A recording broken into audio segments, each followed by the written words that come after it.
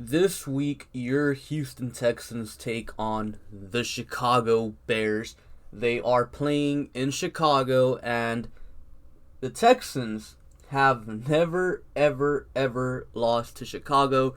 So I'm kind of hoping, they keep that little streak going, because it's like a cool little streak, I mean, the Texans have never beat the Vikings, and I believe they've never beat the Eagles either, so it kind of sucks, like, never having beaten a team. The Texans are a young team, so it makes sense. So I would really like it if the Texans kept their own streak against the Bears going. Like the Bears have never beaten the Texans. I think that'd be pretty cool. Now, the Texans, they're coming into this game, coming off of a heartbreaking loss against Indianapolis in a game that they really should have won, could have won if Nick Martin didn't, snap the ball all dumb. And the Texans are 4-8. Their season's over. It's been over since the moment they started 0-4. I mean, what else can you say? The Texans had chances against Indianapolis, a very good defense, and this week they're playing another very good defense. So we'll see what happens with the Texans. Now, the Bears. The Bears are coming off of a game where it felt like they pretty much had it under control. I believe they were up 10 against Detroit, but Detroit rallied in the fourth quarter and they ended up winning 34-30, I believe was the final score. So, yeah, I guess you could say Chicago lost in a heartbreaking fashion as well. But see, the thing with Chicago is they're on a huge losing streak. Like, a huge losing streak. Like, they were once upon a time, this team was 5-1. Now they're sitting here at 5-7, and large part is because of their terrible, anemic offense. Like, their offense is, Texans fans, like, if you guys remember, Tom Savage led Texans offense. That's how bad the Chicago Bears offense is. It is anemic. Doesn't matter if it's Mitchell Trubisky out there or if it's Nick Foles. It's terrible. One of the worst offenses the Texans will face all year, and probably one of the worst offenses you'll see probably ever. Like, it's bad. Really, really bad. And, I mean, the Bears' defense, I mean, they let up 34 points last week. So, I mean, part of that, yes, you can blame the terrible offense that really can't get much going. But still, I mean, you would expect more from that defense. They got Khalil Mack, Roquan Smith. They got Eddie Jackson. They got players pretty much all across the board. Good players. So you would expect, a unit like that to hold down the Lions, after being up 10 points in the fourth quarter. But they didn't. So we'll see what happens here against a red-hot Deshaun Watson that's been tearing up pretty much everyone. Like, if last week wasn't an indicator to you guys that Deshaun Watson is an elite quarterback, then I don't know what to tell you. The dude lit up a top-tier defense with Chad Henson, a practice squad player, and Kiki QT. They both had over 100 yards. They lit up a top-tier defense. Kiki QT, let me remind you, he was wide receiver 5 coming into the season. He was wide receiver 4 before, Fuller's, injury or I mean, his suspension, So used to saying Fuller injury.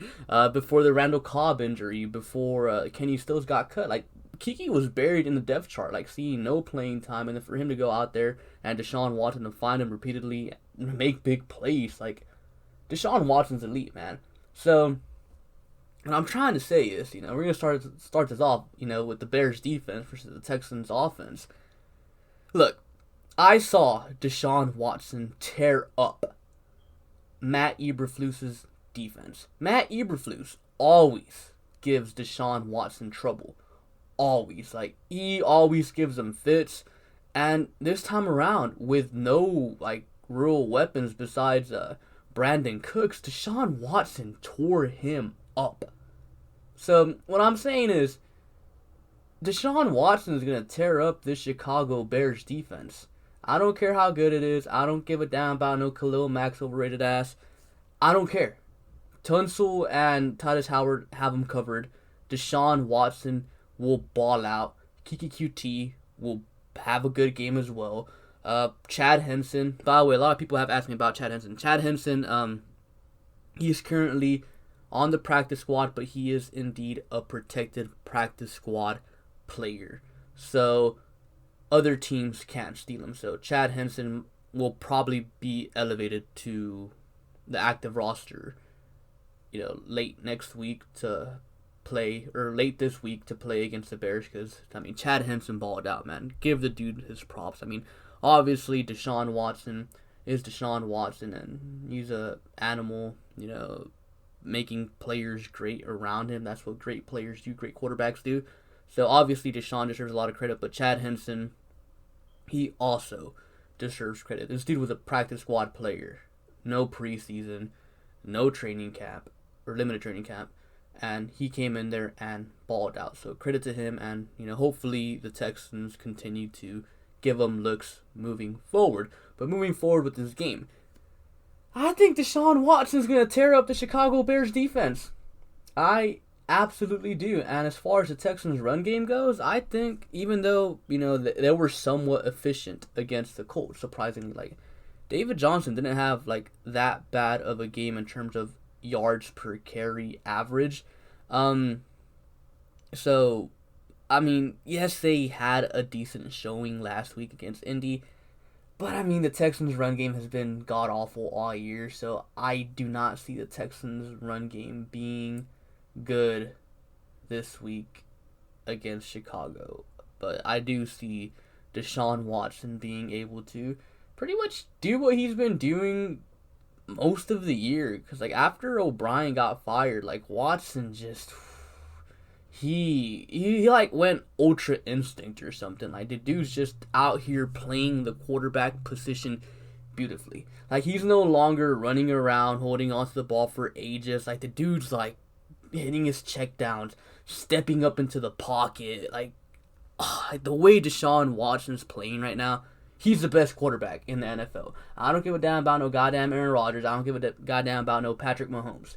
Tell me, if you take away Tyreek Hill, Sammy Watkins, Travis Kelce from Patrick Mahomes, is he still going to do good? Probably not. When you take away Deshaun's weapons, what happens? He goes to the next level. He goes Super Saiyan, Ultra Instinct. The dude reaches a whole new level. So, I know some people are going to hate to hear it, but DeAndre Hopkins, getting traded was the best thing that could have happened to Deshaun Watson, because Deshaun Watson is a way better player because of it. And I know a lot of people are going to hate to hear it, but I'm sorry, those are just the facts. I'm not saying the trade was good, but getting Hopkins out of Houston has made Watson a better quarterback. Now, defensively, there's a saying for this. What is it? Movable object meets stoppable force. The Bears' offense is god-awful. The Texans' defense is god-awful. But I'll give the Texans' defense some credit. As of late, I do feel like they've been playing better. They've been more aggressive, blitzing, the safety blitzes and all that, good stuff. Occasionally getting in Jacob Martin in there, and he makes a few plays here and there. So the Texans defense has been better, for the past 3-4 games maybe. So I'll give them their credit.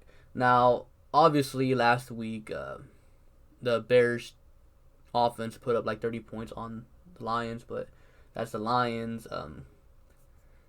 I think that the Texans defense will get the job done versus this terrible, anemic Bears offense. Don't get me wrong. Allen Robinson is a very, very good player, and I feel like he deserves better. Imagine going from Blake Bortles to Mitchell Trubisky and Nick Foles. Poor guy. Hopefully, he gets set free and, be free, Allen Robinson. Because I've always liked Allen Robinson, but, he's been in a terrible situation.